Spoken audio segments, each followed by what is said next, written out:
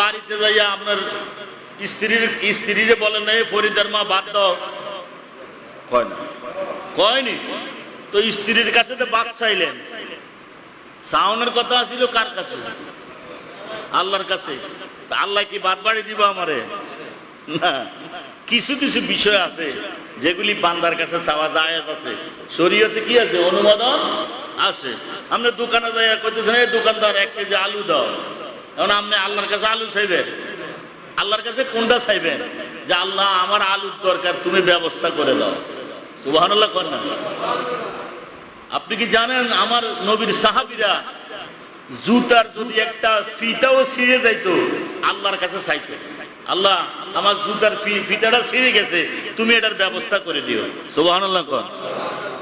তাই এবার আপনি মুসির কাছে যাইবেন, মুসির কাছে যাই বলেন ভাই আমার ফিতা দাও, আল্লাহ মুসির মাধ্যমে আপনার ফিতার ব্যবস্থা করে দিবেন।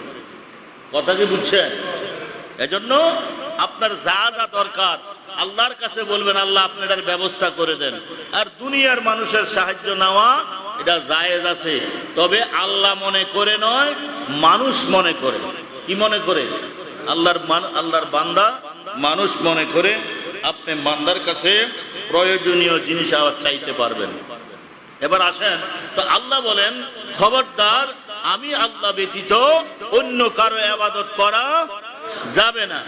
এরপরে আল্লাহ যেই কথাটা বললেন অত্যন্ত গুরুত্বপূর্ণ, সকলে মনোযোগ দিতে হবে।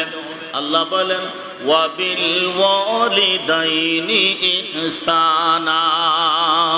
রব্বুল আলামিন ফরমান, হে জগতের মানুষেরা, আমি আল্লাহর ইবাদতের পরে এবার তুমি তোমার মায়ের সাথে বাবার সাথে সৎ আচরণ করো।